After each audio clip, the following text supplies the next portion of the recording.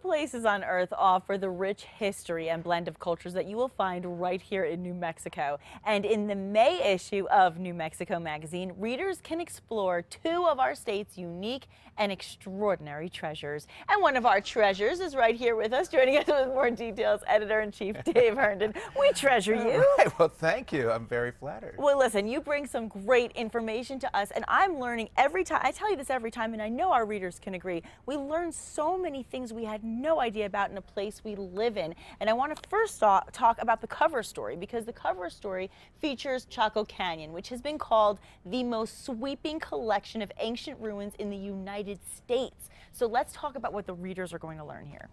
Well, they're going to learn that there's more to Chaco culture than Chaco Canyon. Exactly. Chaco Canyon is a world, historic heritage site, but it was really the capital of a network of communities of maybe 75 settlements that stretched over 30,000 square miles, including parts of Utah and Colorado. That really surprised me. I did not know that. So it was the level of sophistication of the culture that implies. They had a roads network you can still see aerially. Exactly. And these buildings, the ruins have stood up for 1,000 years. So what we're really going to learn this issue is that there's beyond Chaco Canyon, which something like 40,000 people a year go to. Yes. There are ruins out there that nobody goes to. Right. In fact, even archaeologists haven't spent that much time out there. Isn't that amazing? So, and these are all accessible within a couple hours of Albuquerque. They could do it on a day trip or make it a weekend thing if you have a four-wheeler probably,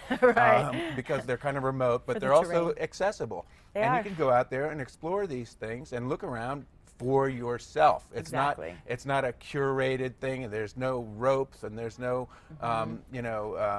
there are no facilities there too. You're kind of on your own out there. Oh yeah, and you'll learn a lot. I mean, just reading this, and I want to talk about the rock art, because New Mexico is home to the largest collection of rock art in the entire United States, and the petroglyphs are obviously something you hear about. But when you read this issue, you're just going to learn so much more. Let's talk a little bit about that. We're looking at the picture from the article right now. All right. Well, that is from Three Rivers site, but there are. There's a handful of well-known sites around the state where you can go see. But if anybody that's spent any time walking around in New Mexico knows you can just kind of stumble across. Exactly. There are tens of thousands of petroglyph images, just around the state. Literally the most in the United States. The most in the United States, and in fact, there is an event coming up at the end of May called the International Rock Art Congress, where scholars, academics, and inspired amateurs, etc. Anybody that's really interested, including regular civilians here, can go and engage on almost any level they want to, from the truly geeky to the more experiential.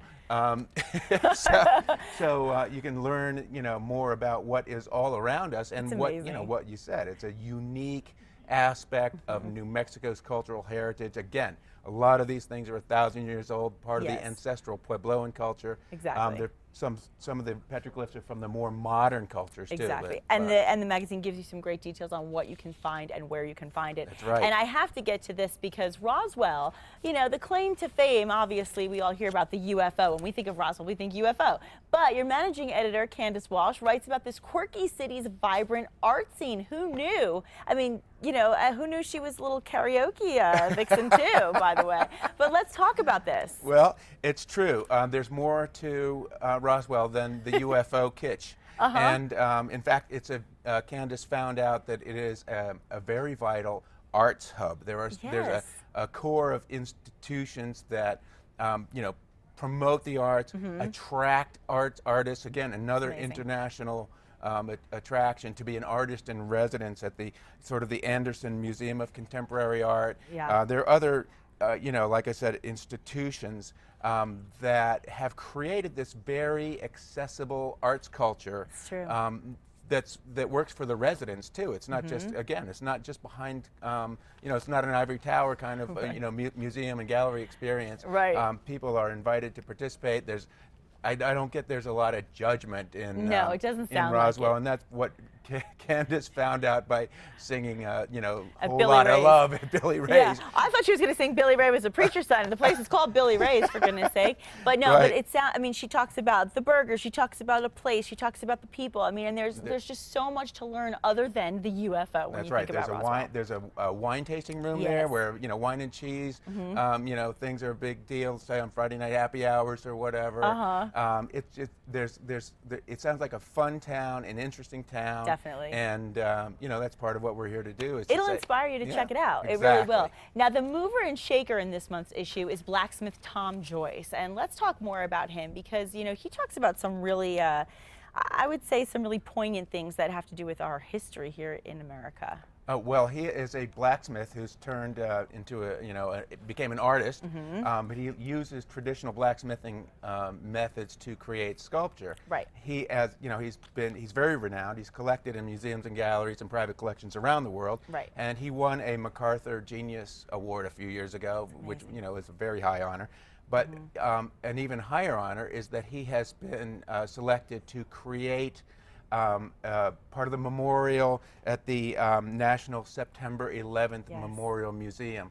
He is taking some of the steel beams from the World Trade Center and creating a legend that says, "No day shall erase you from the memory of time." It gives me the chills. And this is where the remains from the victims of the World Trade Center are going to be held. So this is a big, serious deal. It's a really moving story too, because he has a personal connection, and I'm not going to spill that now, and you have to read the article. But there's a personal connection he had to that day as well. Absolutely, he was in New York that day. I'm going to spill. His daughter story His daughter is- was on an incoming flight from San Francisco that morning that became United Flight 93 that was the crashed in same Pennsylvania that day. plane. So he's got an intimate connection to this memorial and this event. Thanks for spilling it. It was a good I- story, right? you know, It gives me the spoiler chills. alert, yeah. Well, obviously, there's so much more to read, including Cheryl's amazing recipes, and of course, that is included in this issue as well, as it always is. And to subscribe to New Mexico Magazine, viewers can call 800-898-6639. I wish we could take the whole hour because it's such a good issue, as it always is. But really great ideas and really great things for people in New Mexico to explore and to do. Thanks to you guys. All So right. thank you. Thank you, Nikki.